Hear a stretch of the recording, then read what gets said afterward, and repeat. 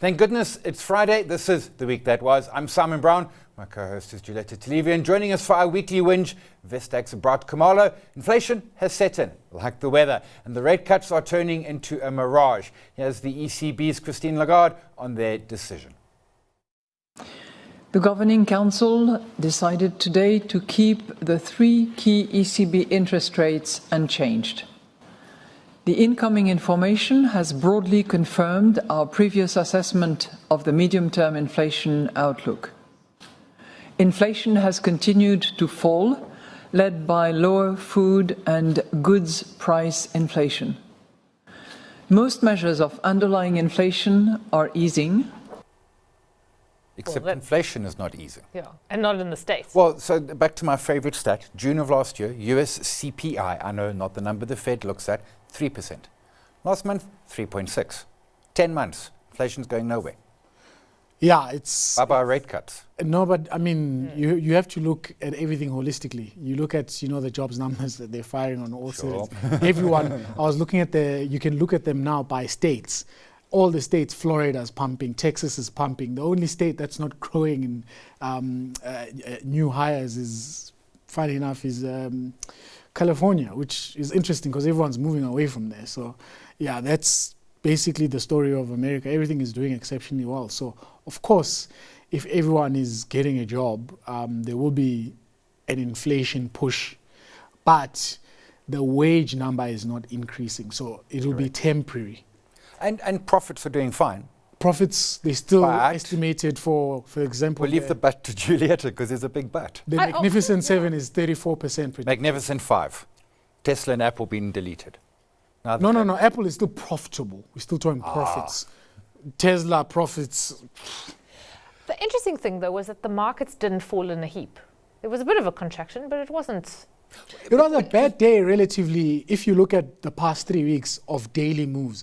I mean, we've been range bound. We've been range bound. It's like 0.2%, 0.4%, 0.6%, nothing serious. And all of a sudden, we're breaking that.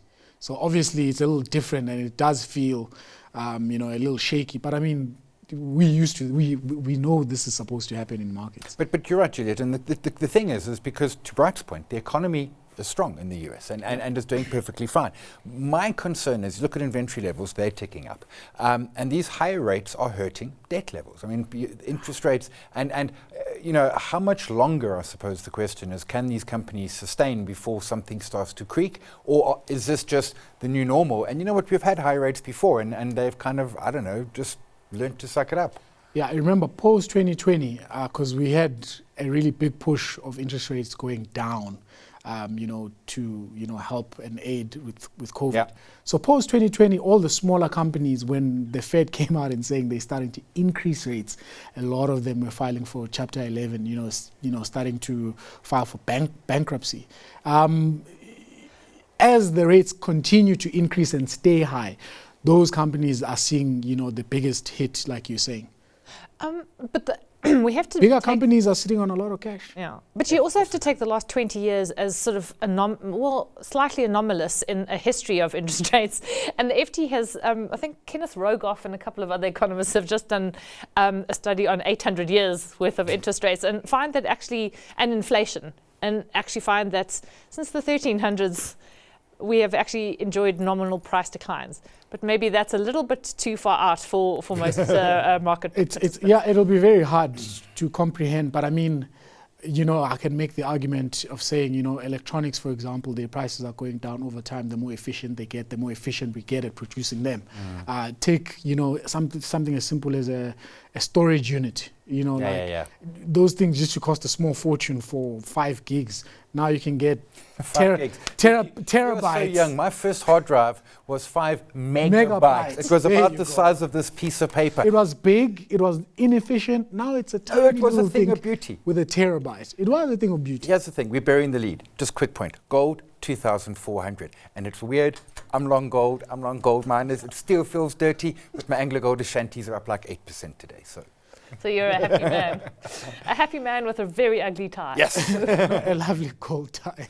Well, also making news this week, it's bombs away for Sasol in Secunda. E-tolls are done, but someone somewhere still got to pay. And load shedding has vanished like a thief in the night with a conveyor belt full of high quality coal.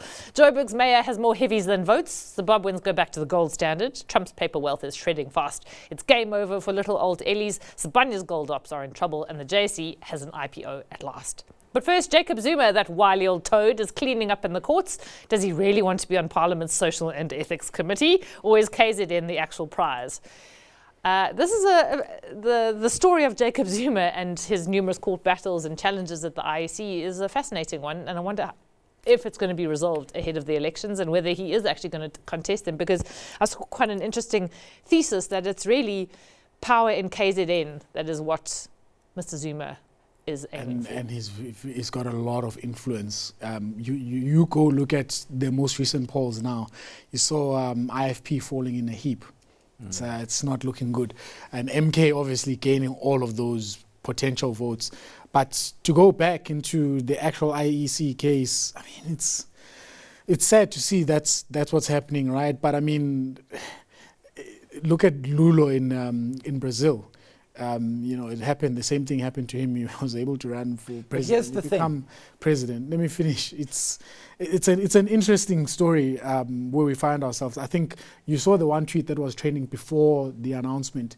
The guy saying, "Well, if Nelson Mandela was in prison for 27 years and he was able to run for president, then what's the difference?" I know it's very stupid, but he has a point.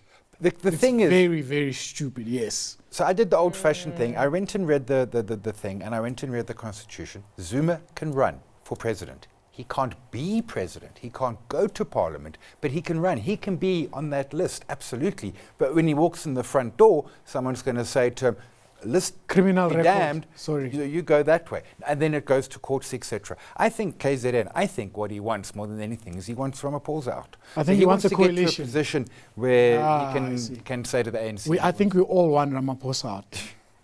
And then who? Yes, exactly. Ramaphosa Zuma. When Zuma's looking like a contestable option, you know you're in the dwang. Well, I mean, in the US, they got what? The two old men. Look, they're going to have a president who's ruling from jail, because they don't seem to mind that in the absolute least. Speaking of elections, if only there are some fresh ones happening in the city of Johannesburg, where water pipes spontaneously explode, craters are dug up, never to be filled again, but where the mayor of the party most people would be hard-pressed to spell, let alone vote for, I can't remember who it is, has upped his quota of bodyguards to an impenetrable human shield. 10 guards, 8 cars, I think it is. Yeah, going to hand themselves into...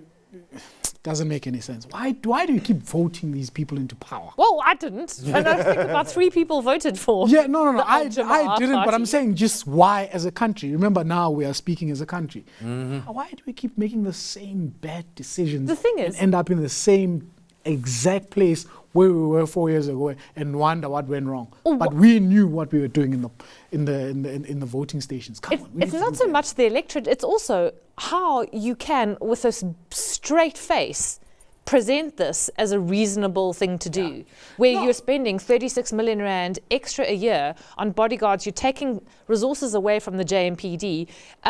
36 million rand a year could get, we worked it out, us and a few outraged Twitter people. I mean, if you had a 2 million rand a year salary as an engineer, 18 engineers for the city of Joburg. Engineering skills is what we definitely lack. Not engineering consulting, actual employees, skin in the game, who know what they are doing, and let them do the job. Because we've seen in the past where you do get the right talent, and then there's always the puppet master not letting the people do what they're supposed to do. Yeah. Well, if this week's news has taught us anything, it's that you can do a snap poll and give the ANC 37%, the DA 25%, the MK 66%, Rise Mzansi 12%, Action SA 15%, and the EFF 170%. Those numbers don't really add up, though. What with everyone at each other's throats, thinks Songezo and Steenhuisen, we brace for the coalition nightmare that is to come. Here's Build One South Africa. When it pertains to other political parties, we are as equally open to collaborating and to working together. It is very clear nobody can at this point then say we are clear that we will have an outright winner, so to speak, in the elections. What is very clear is that this will be a coalition government. We will be in coalitions, and we support that because, in essence, when you look at our very system, our democracy, it is set up in a way that favors a multi-party democracy. So coalitions, I mean, we're going to have them, right? And if we just go back 6 months ago, the question was, the ANC was looking like maybe 48 and they could get a few small parties. But now suddenly it's looking like they're going to need some big parties. So is it MK, is it EFF, is it DA? Well, EFF did express their interest. Yeah, but then they want Floyd to be finance minister. Zuma's going to want Ramaphosa out. So is it, no, Floyd, you don't give him the key to anything. Maybe the bathroom. Not to the money. Oh, even the bathroom. I don't trust that. Anyways, yeah, I don't know, man. It's coalition politics. The first thing that comes to mind, remember, we were very excited about coalition politics 2 years ago. Yeah, I know. Us in the stand. Hello, Joburg. Exactly. No, that's what I'm going to. It hasn't worked out quite as what we had figured. And even when it sort of does work, the wrong people take the lead, the upside.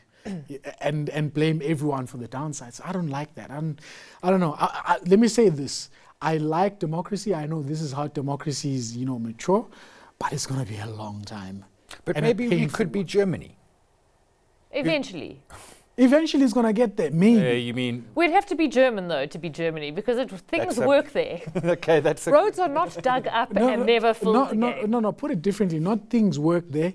People in power want things to work there. That's the difference. Our people here are not really interested in having things working. And in fact, the Germans under Bismarck, they set, and we're going back to the unification of Germany into the 1860s and the 1870s, they worked to set up a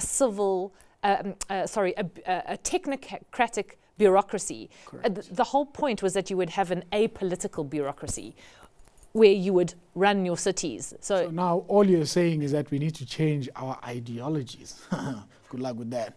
Yeah, they also brought in retirement age, oddly enough, 65, which it still is 150 years later. Now, if you can help us out with some chemistry, we all know why Sasol's so chipper about this week's ministerial decision, that is the load-based limit to regulate the sulfur dioxide of its Secunda boilers. So it's quantum versus density.